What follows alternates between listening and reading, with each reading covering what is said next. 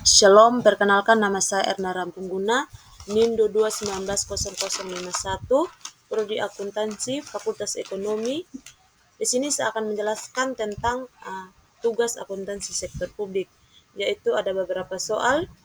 Yang pertama itu berkaitan dengan definisi regulasi publik.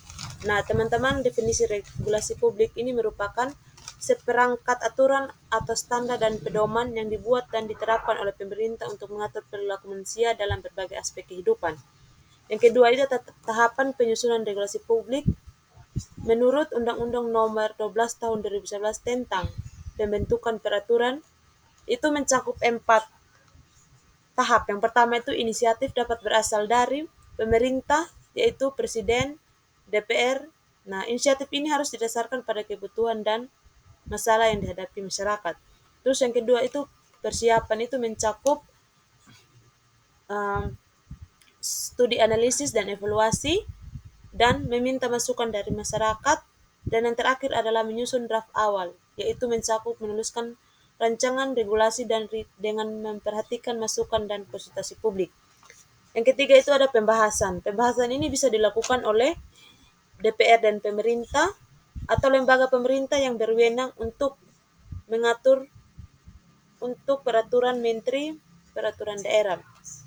Yang keempat itu ada pengesahan. Pengesahan ini rancangan akhir regulasi diajukan kepada lembaga yang berwenang untuk disahkan. Pengesahan ini dilakukan oleh Presiden, DPR, dan lembaga lainnya.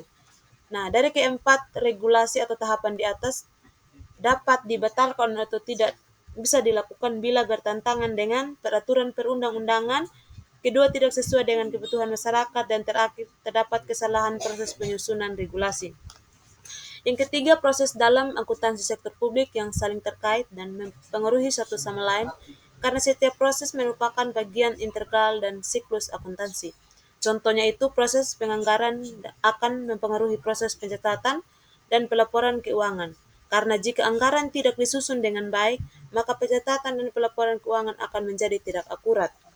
Nomor 4, pihak-pihak yang terkait dalam tahapan perencanaan publik, yaitu pemerintah, yaitu membuat kebijakan strategi perencanaan, berikutnya masyarakat, akademisi dan pakar, dan lembaga swadaya masyarakat. Yang kelima, rumusan permasalahan dan dalam masyarakat. Yang pertama itu kesenjangan ekonomi, yaitu perbedaan pendapatan dan kekayaan yang signifikan. Yang kedua, kesehatan itu permasalahan akses terhadap layanan masyarakat yang tidak merata. Yang ketiga itu pendidikan. Permasalahan ini berkaitan dengan kualitas pendidikan yang rendah. Yang terakhir itu lingkungan yaitu berkaitan dengan polusi dan kerusakan lingkungan. Yang terakhir adalah kejahatan yang semakin meningkat. Yang keenam itu ada 3 tahapan penting dalam pembahasan draft regulasi publik.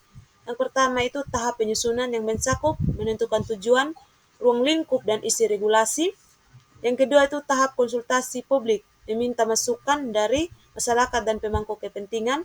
Yang terakhir itu adalah tahap revisi, yaitu memperbaiki draft regulasi berdasarkan masukan yang diterima. Yang ketujuh itu ada tahap penyebarluasan regulasi publik. Yang pertama, meningkatkan pemahaman masyarakat. Di sini masyarakat dapat memahami isu dan tujuan regulasi. Yang kedua, mempermudah penerapan, yaitu masyarakat dapat mengikuti aturan yang telah ditetapkan.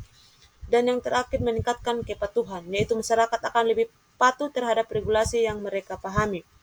Yang kedelapan, perancang regulasi akuntansi sektor publik biasanya adalah akuntan profesional yang memiliki keahlian di bidang akuntansi sektor publik. Yang pertama itu ada Kementerian Keuangan, yaitu membuat standar akuntansi sektor publik. Yang kedua adalah lembaga profesional akuntan, yaitu memberikan pelatihan dan sertifikasi bagi akuntan sektor publik. Dan yang terakhir adalah perguruan tinggi, yaitu melakukan penelitian dan pengembangan di bidang akuntansi sektor publik. Yang kesembilan itu adalah judicial review. Judicial review adalah proses pengujian suatu peraturan perundang-undangan terhadap konstitusi oleh Mahkamah Konstitusi. Nah, yang ke-10 itu tentang kewajiban negara Indonesia yang tercantum dalam pembukaan Undang-Undang 1945, yaitu melindungi segenap bangsa dan seluruh tumpah darah Indonesia, selanjutnya menjamin keamanan dan ketertiban, dan menegakkan hukum, serta melindungi kedaulatan negara, dan memajukan kesejahteraan umum, mencerdaskan kehidupan bangsa, dan ikut serta melaksanakan ketertiban dunia yang berdasarkan kemerdekaan, perdamaian abadi, dan keadilan sosial.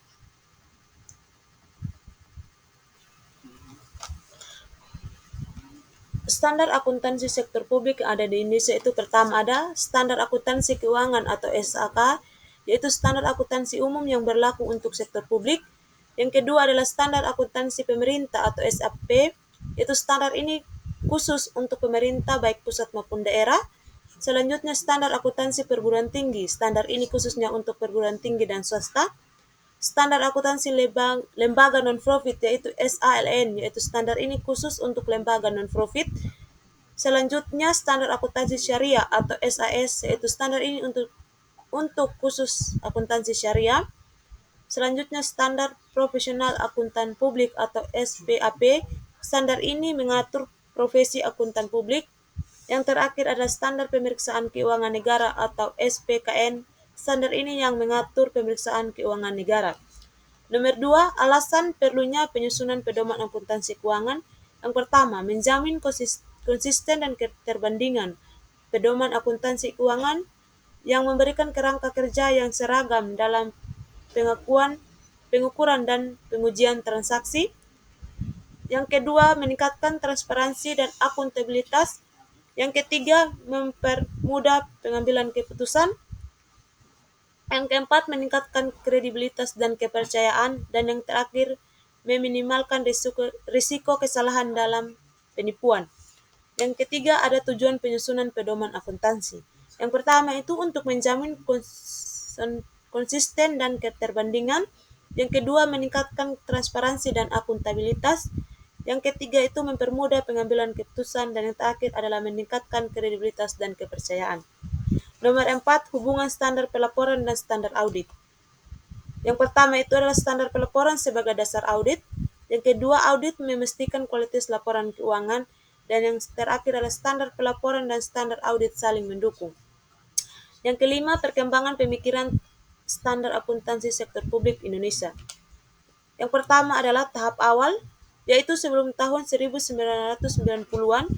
Standar ini masih belum terstruktur dan kurangnya kesediaan akan pentingnya transparansi dan akuntabilitas. Yang kedua adalah tahap transisi, yaitu tahun 1990-an dan sampai tahun 2000, yaitu munculnya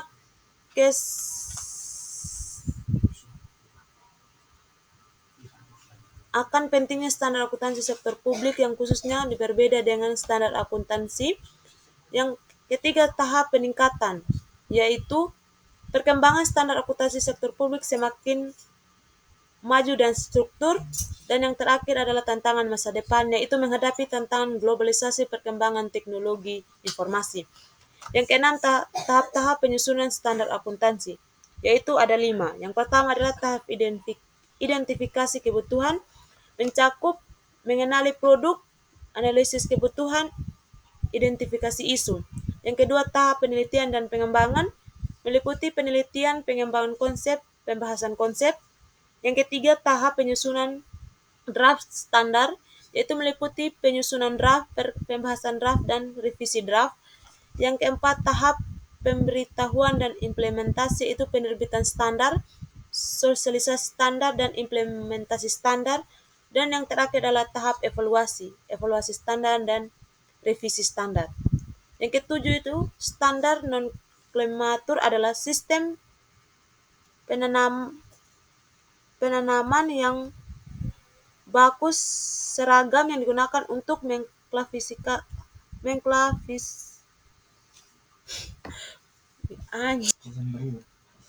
mengklasifikasi dan mengidentifikasi objek, produk, atau konsep secara konsisten dalam suatu bidang atau dalam pedoman tertentu.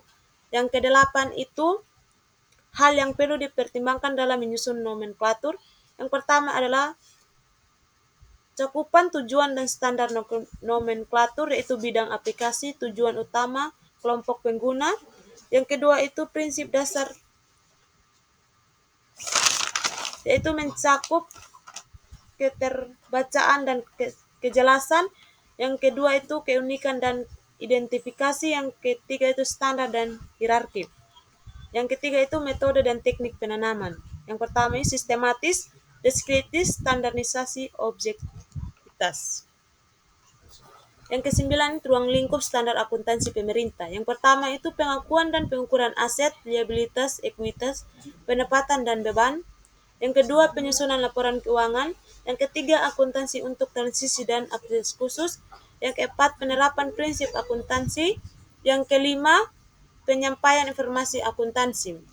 10. Tujuan disusun standar pemeriksaan keuangan negara. Yang pertama itu meningkatkan kualitas pemeriksaan.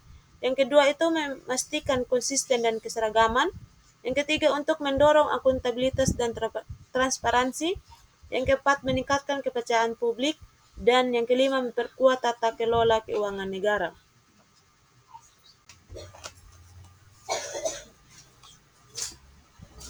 Yang pertama itu mengapa akuntansi sektor publik perlu dipelajari itu karena memiliki karakteristik dan prinsip yang unik dan berbeda dengan akuntansi sektor swasta. Terus yang kedua itu perbedaan akuntansi sektor publik dan akuntansi bisnis. Yang pertama itu tujuan dan fokus. Akuntansi sektor publik fokus pada akuntabilitas dan transparansi penggunaan dana publik.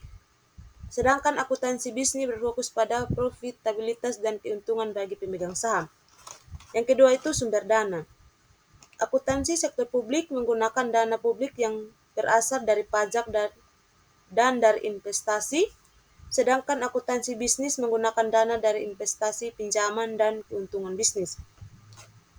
Yang ketiga itu akuntabilitas dan transparansi. Akuntansi sektor publik dituntut untuk lebih transparansi dan akuntabel karena dana yang digunakan berasal dari rakyat. Sedangkan akuntansi bisnis tingkat transparansi yang lebih rendah karena fokus pada profitabilitas dan keuntungan bagi pemegang saham.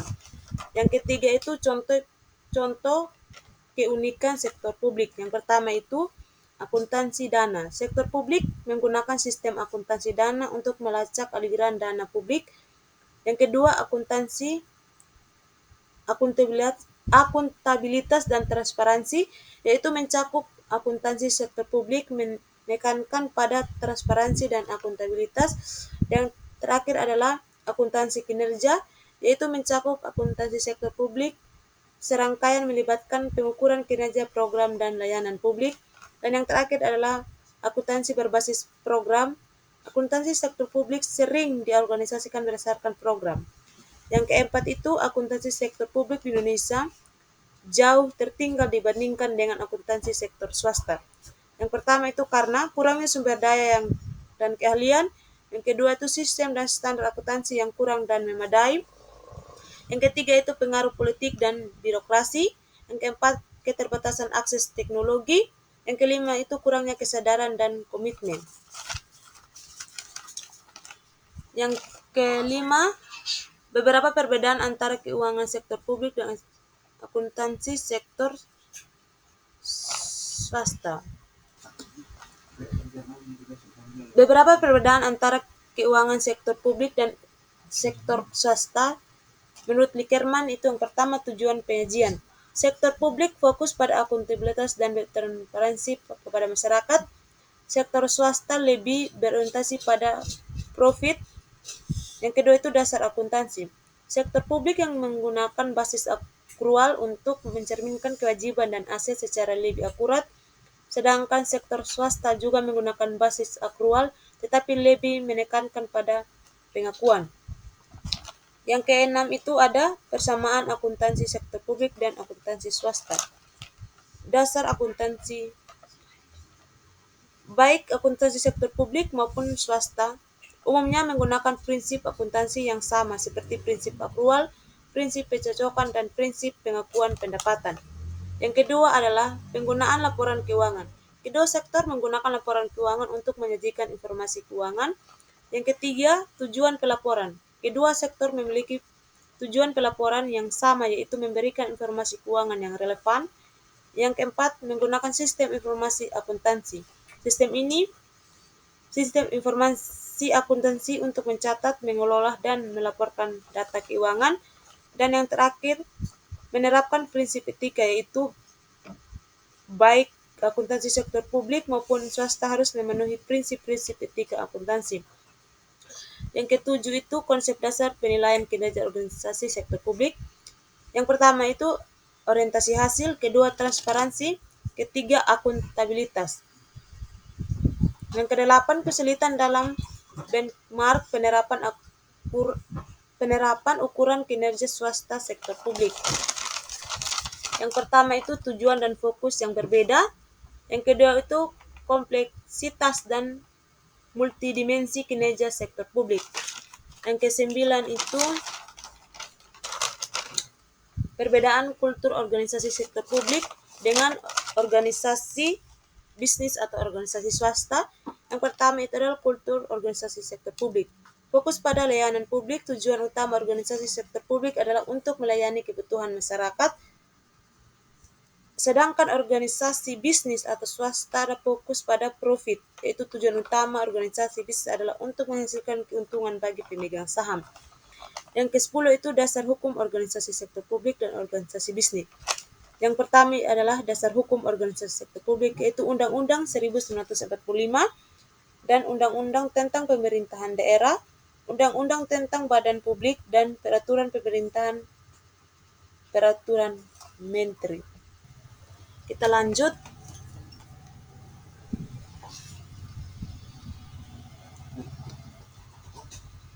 Apa yang dirumuskan dalam kerangka konseptual akuntansi sektor publik?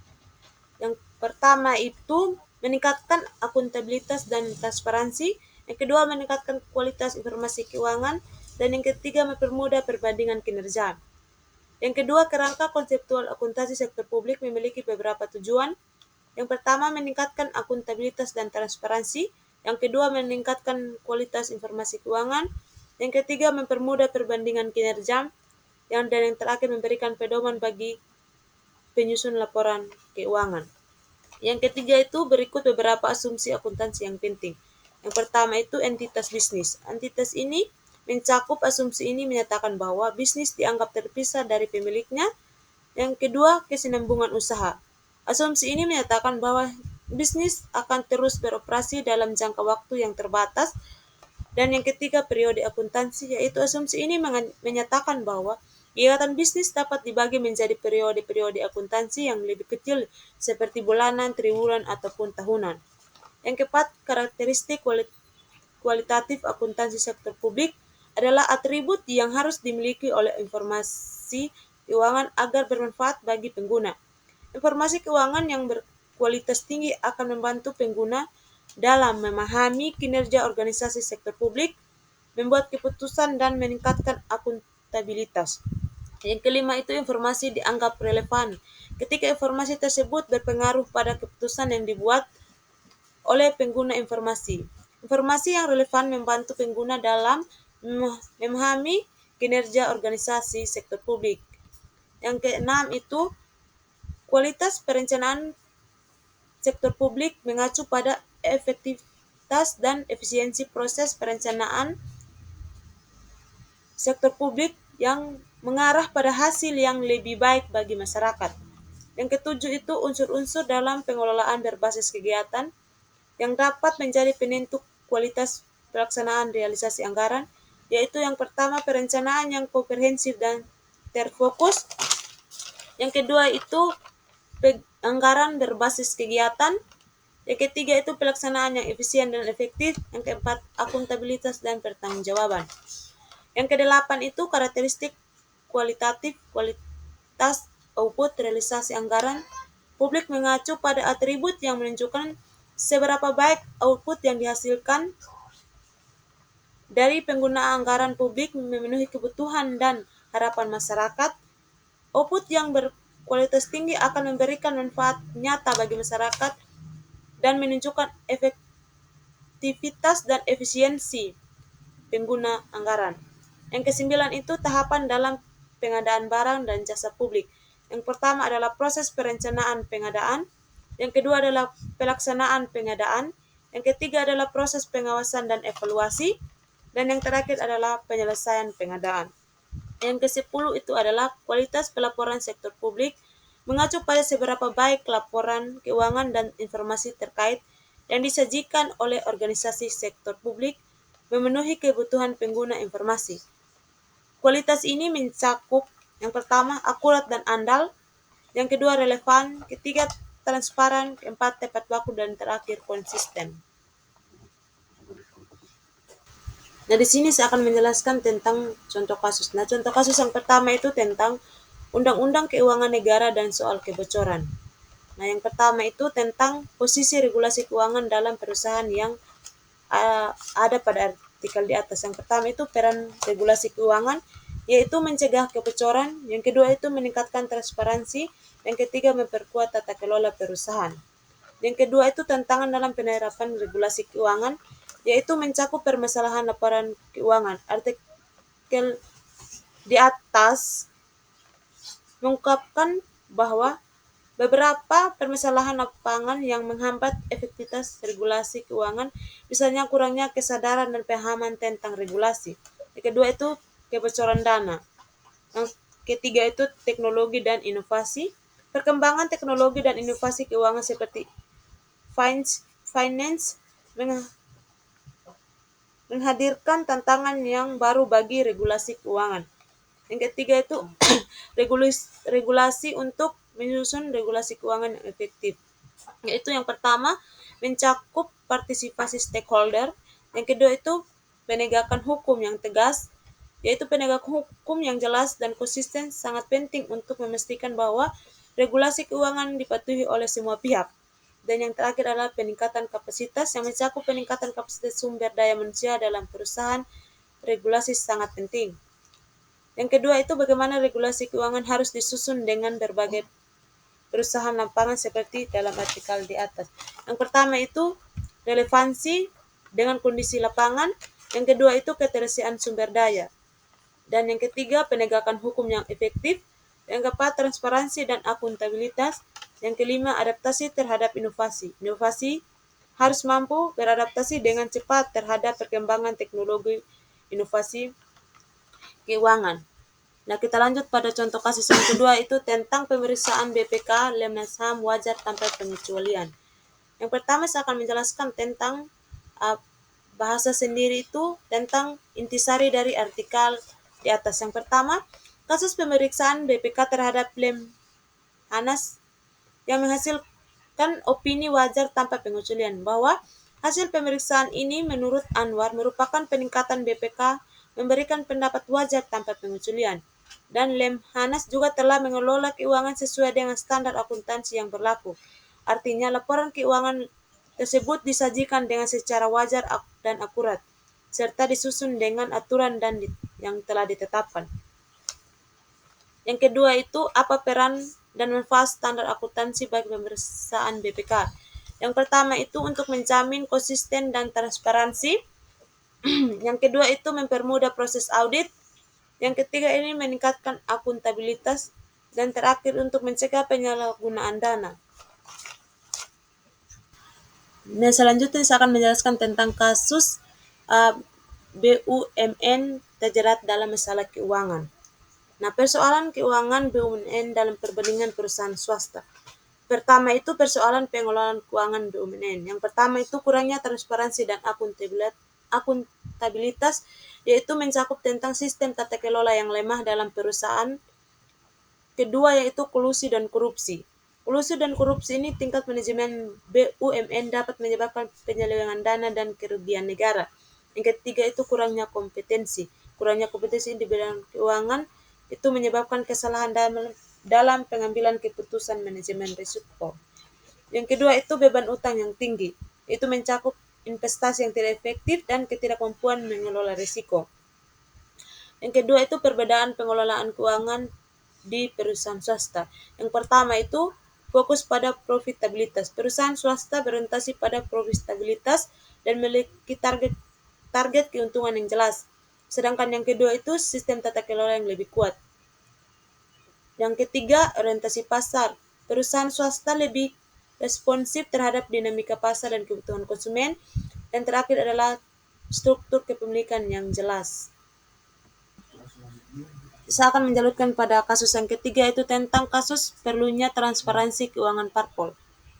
Nah, transparansi keuangan partai politik fokus pada pembahasan dan perlunya akuntansi. Pertama itu tentang fokus pembahasan transparansi keuangan partai politik, yaitu mencakup sumber dana, dari mana sumber dana itu berasal, dan yang kedua itu penggunaan dana, bagaimana dana itu dapat dilakukan dalam perusahaan parpol, dan yang ketiga itu alokasi dana, bagaimana dana itu dapat dialokasikan dengan baik.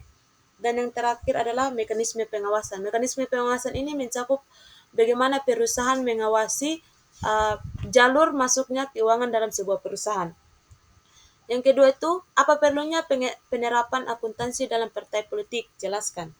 Yang pertama itu transparansi. Transparansi ini sangat penting agar laporan keuangan itu dapat diterapkan atau dilihat oleh semua publik, sehingga dalam proses keuangan itu tidak ada yang ditutupi, sehingga tidak ada memungkinkan kecilnya kasus korupsi dalam perusahaan parpol ini. Yang kedua itu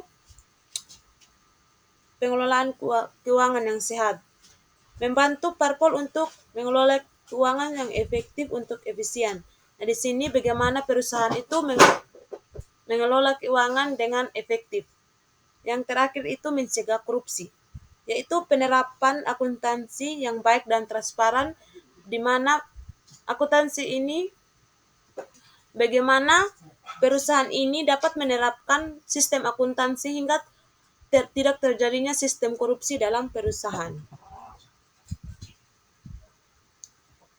Mungkin ini saja yang dapat saya jelaskan tentang materi esai dan studi kasus. Mungkin dari penjelasan saya mungkin ada kesalahan penyampaian, atau mungkin informasi yang saya sampaikan tidak sesuai.